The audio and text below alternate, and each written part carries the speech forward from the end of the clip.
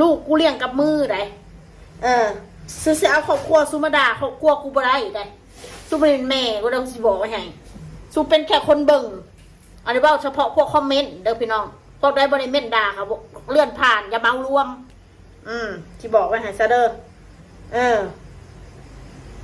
เบิ่งพี่น้องเบิ่งเวรกรรมของมึงนี่แค่7 ขวบนี่แค่7 ขวบนะอีคกบักเป๋บักนายเอารอดูอีกไม่นานมึงจะวิ่งไปทั่วจะหนักกว่านี้คนว่าเพราะพ่อแม่มันเลวชั่วทำกรรมไปเยอะกูถามมึงเนี่ยมึงมาด่านี่เรื่องยังนี่มาด่าพ่อด่าแม่เขาเลวชั่วนี่คืออย่างเขาไปเหตุยังคะเขาไปทำอะไรล่ะคะเขาไปทำอะไรให้มึงบอกเลวชั่วอะไรกูชั่วสมึงถึงกูสิบดีแต่กูก็บ่สัมมึงกูกล้าว่าเลยว่าคนแบบกูบ่สัมมึงแน่นอนมึงเนี่ย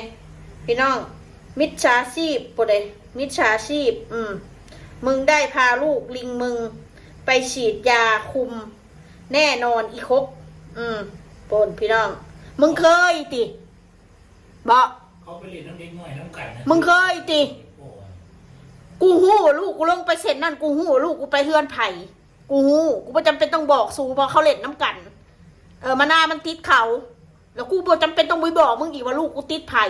กูหู้เพียงแต่กูตกใจกูเห็นลูกกูย่างไปกูยันม้ากัดมันแค่นั้นเองสู้เข้าใจบ่ถ้าเป็นเด็กปกตินี่นะเขาก็ต้องบอกพ่อบอกแม่อันนี้เด็กบ่เต็มบ่สันมันสิบอกพ่อบอกแม่นะบอกพ่อบอกแม่มันบอกพ่อแม่บอกให้ไปอยู่แล้วมันจะสิย่างออกจากห้องจากหอนี่พ่อแม่ก็ยังหามบ่ให้ไปเลยมันก็รักไปเด็กน้อยมันอยากไปเล่นน้ำหมู่มันอยากไปเล่นน้ำคนนี่มันเคยเล่นสู้อย่าเกินสู้อย่าเวอร์ด่าคนอื่นนะสู้อย่าเอาความคิดต่ำๆสมองตื่นๆของพวกมึงนะสู้บ่ได้ฉลาดสู้บ่ได้ฉลาดจักดีเลยสู้มาด่ากูนั่นเวลากูด่าครับเลยรับให้ได้เพราะเวลากูสารเลวครับเลยรับให้ได้ความสารเลวของสู้ความระยำของสู้มาด่าของ